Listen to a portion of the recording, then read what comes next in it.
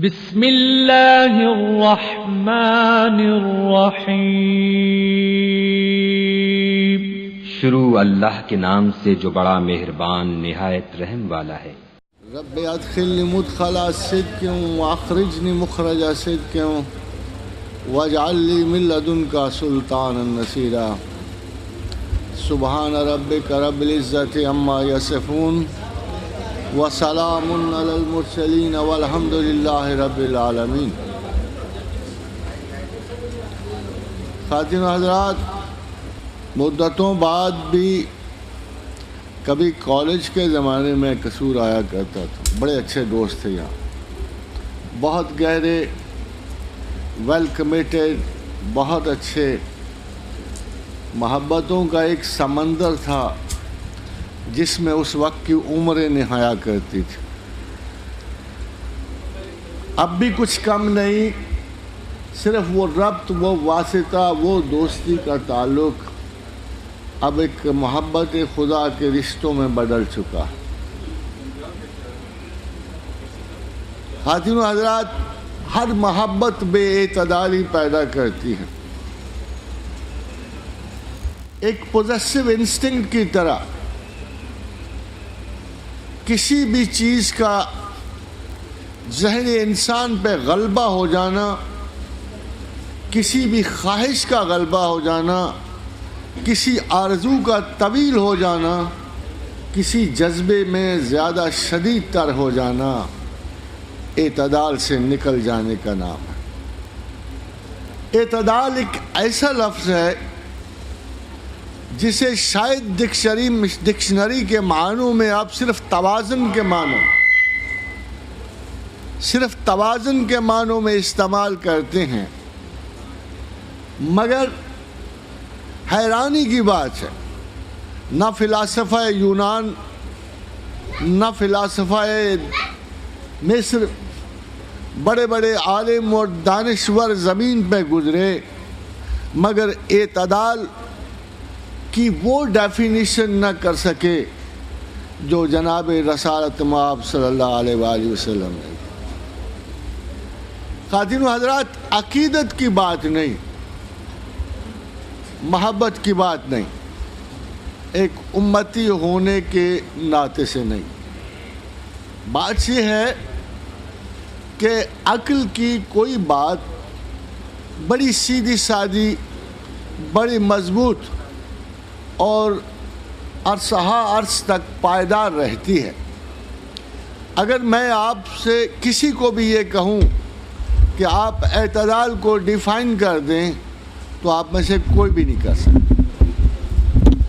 یہ ایک ایسا تجریدی لفظ ہے کہ جو آدمی سے آدمی میں بدل جاتا ہے، جو لمحے سے دوسرے لمحے میں جا کے بدل جاتا ہے۔ اگر اعتدال میں ایک وقت جو ہے، اگر آپ اپنے آپ کو معتدل سمجھتے ہیں، شاید جو موسم گرما کا اعتدال ہے وہ موسم سرما کا اعتدال نہیں۔ آپ کے وجود کی ہر جہت کے ساتھ اس لفظ کو بدلنا پڑتا ہے۔ کبھی پانی کا زیادہ پینا اعتدال ہے اور کبھی خشک تر رہنا اعتدال ہے۔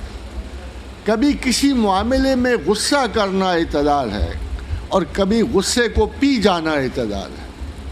تو اعتدال زمان و مکان کی طرح ہے اور اس کو کسی بھی نقطے پہ مقرر نہیں کیا جا سکتا۔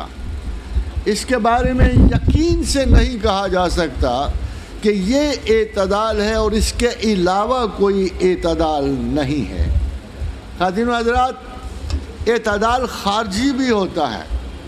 ہو سکتا ہے کہ خارجی لیول پہ ایک شخص بہت زیادہ کھانا کھا رہا ہو اور آپ اسے غیر معتدل کہیں، ایک شخص بہت زیادہ باتیں کر رہا ہو، آپ اسے غیر معتدل کہیں، ایک شخص زیادہ غصہ کر رہا ہو، آپ اسے غیر معتدل کہیں، مگر دراصل آپ کے خارجی تمام اظہارات جو ہیں آپ کی باطنی اعتدال سے نکلتے ہیں۔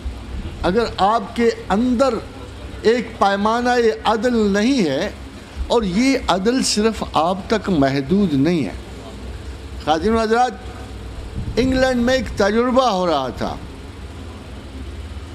ایک تجربہ ہو رہا تھا کچھ بندروں کے اوپر، کیپوچن منکی اس کو کہتے ہیں.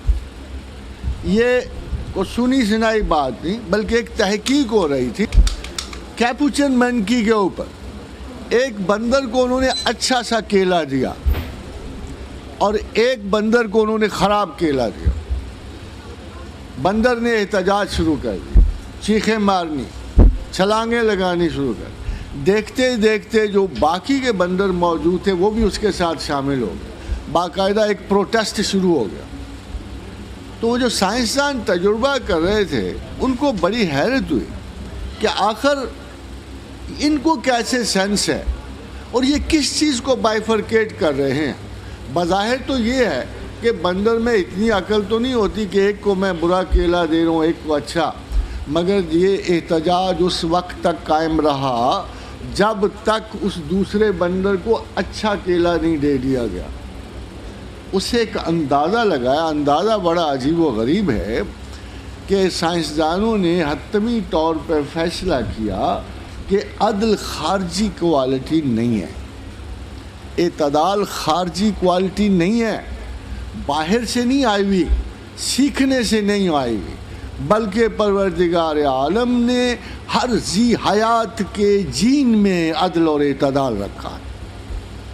یہ ایک کوالٹی سامنے آئی کہ جو شخص بھی اس اعتدال سے انحراف کرے گا وہ ضرور احتجاج کا شکار ہو جائے گا. اور اس میں سب سے بڑی بات جو میں آپ کو بتا رہا تھا کہ اللہ کے رسول کا ارشاد ہے کہ درمیانی راہ اختیار کرو، اعتدال اختیار کرو. اور ذرا غور سے سنیے گا، اگر مکمل اعتدال نہ اختیار کر سکو تو اس کے قریب ترین رہو. خواتین و حضرات، اگر آپ نے بہت پرانا کو وقت دیکھا ہو تو بہت سارے لوگ لے کے وہ لکڑی کے گڈے لے کے آتے تھے.